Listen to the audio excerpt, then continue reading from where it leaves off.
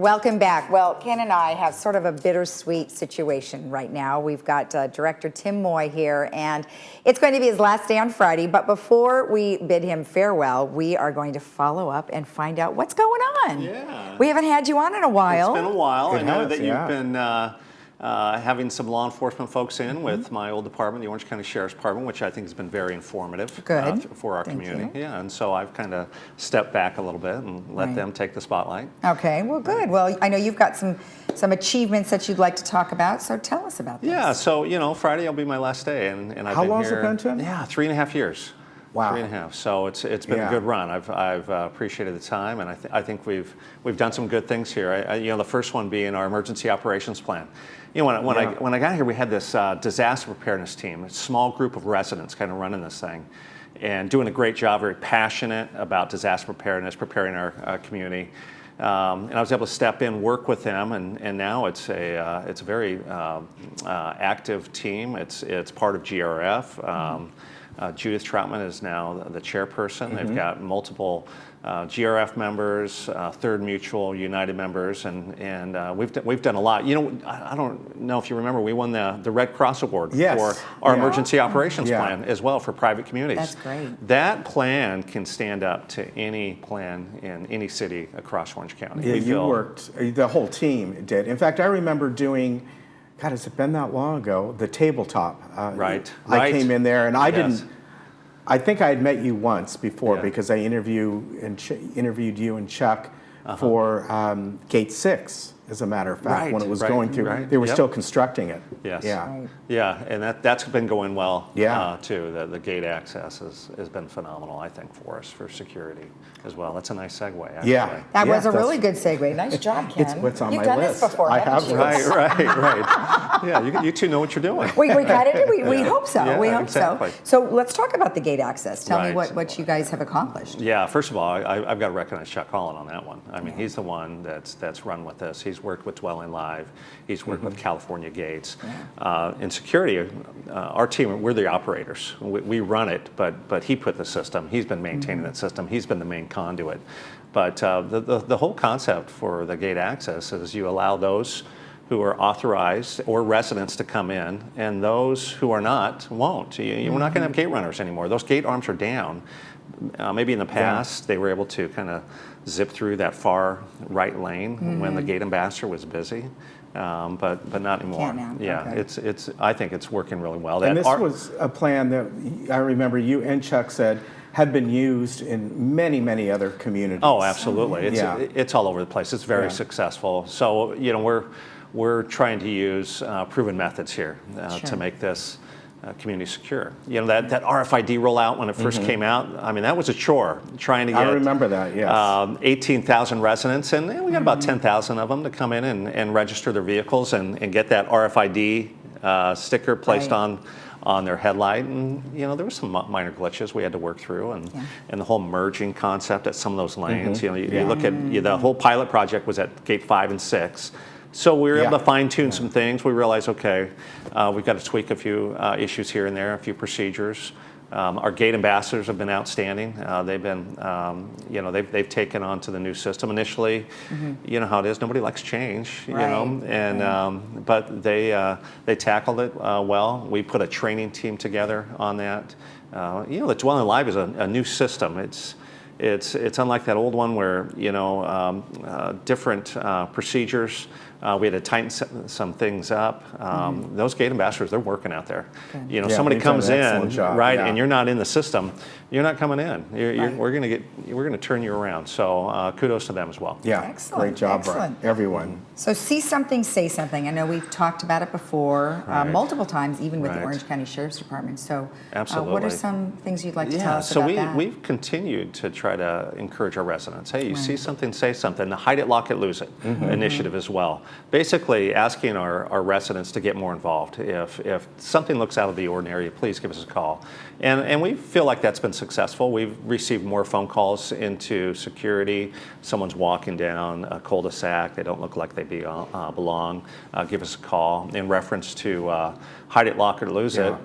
Because our folks feel so safe in this community, they are likely to leave things unsecure. And so We've talked about this numerous times in reference to, we're gated, what have you, but we're not a fortress. Right. And not all guests that come in are law-abiding, so on their way out, they may be looking around and they may grab something that's in a carport just sitting there, a bicycle, what have you. So we continue to recommend to our residents, hey, hide it, lock it, or lose it. You see something that's out of the ordinary, you give us a call.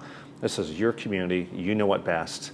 More so than our security officers. We're out driving around doing our thing, but you know who your next door neighbors are, and you know who their guests are. You know when that vehicle looks a little odd, doesn't belong there, or it's been parked there for 10 to 12 days, it's not moving. Right. And then on something like that, it's like, oh, that's my neighbor's car. Yeah. Right. Are they okay? Right. Do we need to do a welfare check on them? So that type of involvement with our community. Do you feel that since you started the campaign that it's working? I do. I think there's always room for improvement, though. Some people have felt like, I don't want to inconvenience people. I don't want to call security. This may not be anything. Whereas we feel like, please call us. Okay. Let us take a look at it. And if it turns out everything is okay, well, that's great. So that's success for us. So compliance and social services are two different departments, but they fall under security? Right. They're just the hierarchy, the way it is. We're actually, the security is a department. So you've got security operations, which is our uniforms and our gate ambassadors. Then you have the compliance division and social services division. And they both fall under security. I've enjoyed working with those teams. They do a great job. You look at compliance, it starts with leadership. Francis Gomez done a great job. And we work very closely with the boards on that. Right. Yeah, you do. I mean, it comes from them. I mean, let's face it. It comes from their operating rules that are approved. And then it's the job of you folks, security, compliance, and all, to implement those and make sure that they're followed. Right, to enforce it. And I think that, as long as it's not illegal or immoral, we're going to do as the boards ask us to do. We're going to follow the HOA rules there. But I know that, we have a new board in place, and they want us to work a little bit more closely with the residents, not as punitive. And so we are trying to do that as well. So, you see some changes that are taking place there as we work with our residents and some compliance issues. Social services. Wonderful department. Oh, Susan McInerney and her team are doing an outstanding job. And you look at the collaboration that she's had with outside organizations, OC Alzheimer's, Memorial Care, yes. And then I feel like I'm missing one. Council on Aging as well. So the Friendly Visitor Program. We've got a lot of things going on, our fall programs as well. So they are just doing a great job. They are there for this community to provide services for those who are aging or for other services, whether financial or just guidance or assistance, whatever it might be. So they're fantastic. And over the years, we've had them on, and different folks, they often say, just like your saying of, see something, say something, with social services, if something's going on with you personally, or maybe you're having a tough time or whatever, that's why they're there. Right. You can walk in there anytime and feel like, you know what, my spouse, I've seen something that's been stressful. And they can point you in the right direction. Absolutely. Well, they have so many resources. They've got all those. I think you were just about to say that, weren't you? Yeah, they've got a ton of resources, and they're there to help. And they just want to assist you or each individual during those elderly years, senior years, whatever you might call it. But wherever you're at, and you don't have to be older. Again, it may be something where you're a new resident, you're 57 years old, and there's something going on. You just need a little bit of guidance in an area. I can remember for myself years and years ago, when one of my parents was going through something, and I remember this was back when Marcia was there. I don't know if you remember her before Susan. And I went down and talked to her. I go, you know what, how should I handle this? It wasn't a real problem with me, but it's like, you know this better than me, and they're wonderful. Absolutely. I'm the executor for a friend who passed of cancer, and the first person I talked to about was Susan McInerney. Yeah. Okay. And how to go about handling that. And, Yeah. and that's what they They're do. great people. Right. Right. I don't think we showed that one slide, though. Over the years, you've been responsible for awarding many different folks. So let's go ahead and look put at that this. slides up. Right, right. So that's just This is wonderful. That's just a small picture of what we're trying to do. So it's trying to recognize some outstanding workers. And that goes to improving morale, recognizing your team, and that's for me it's. With our security officers, some internal issues as well. How can we make our security operation better? Yeah. And then bring in the right people, treat them well, but then recognize good work. So for me, it starts with means a lot, an acronym called CATE. Yes. And that's a CATE. C is customer service, A is accountability, T is transparency, E is efficiency. I want to make sure that we're providing good customer service to the residents here. I want to make sure that we're accountable for our actions. If we're not doing it right, and a phone call comes in, we're going to look at it, we're going to correct it, and that's where that transparency is as well. And then efficiencies, how can we do our job better? What are the little things, what are the little tweaks that we can make to better serve this community? And when they do that, we're going to recognize them. Yeah. And that's, again, that's a good thing. I could talk about each of those pictures and the fine work that those folks do. So, But it's nice because you have your core beliefs. And a lot of what you probably learned in law enforcement. I did. I brought my law enforcement background to this. I mean, we do this, in law enforcement quite a bit. You're going to recognize those who are doing a good job day in and day out. Yeah. I think we've increased our professionalism as well. We've taken I think you definitely have. Right. And I also, what I see is compassion. Sure. That's increased as well. Absolutely. So if you walk into the security building, there's a waiting area there, and someone will come in, we'll assist them, and maybe we have to get an officer to come out and take a report. And so that person will be sitting there. Well, invariably, someone will walk down the hallway and say, "Excuse me, sir, have you been helped?" And it's like, and I'm in the office next door, and it's like, "Yes, I'm waiting." And then another officer will walk by, or some other person, and 3 or 4 times that person's been asked, have you been helped? Man, that's good customer service. That's what we want. If a person is just sitting there, we want to make sure that their needs are being attended to. Yeah. And whether they come to us or we come to them. So we will continue that. I know the new guy. The new guy, whoever that person is, Carlos Rojas from Santa Ana and BART. He is, listen, I know him. He's a great guy, and he's going to serve this community well. Right. I'll be honest with you. I was a little anxious when it was time to move on and find out who was going to replace me. I want the right person. I want to care about the community. I care about the job we do. I care about the personnel I work with, and so it's important to have the right person step in and be able to continue to grow security and take it to the next level, right? Get a fresh set of eyes on the operation. We have got the right person in here with Carlos Rojas. Great experience, great people skills. He'll tell you about his background here with the village, but this is not new to him. I know he's in Santa Ana and BART, but he knows Laguna Woods Village. But I'll let him share that with you. It's a great story.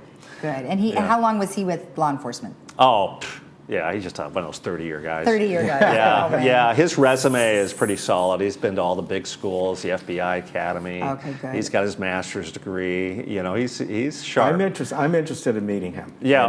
Not only just for Santa Ana, but because I'm originally from the Bay Area. Okay. When he mentioned BART, I'm like, wow, I want to hear about that. That should have been interesting. Yeah. I'm not as familiar with that. I know Santa Ana.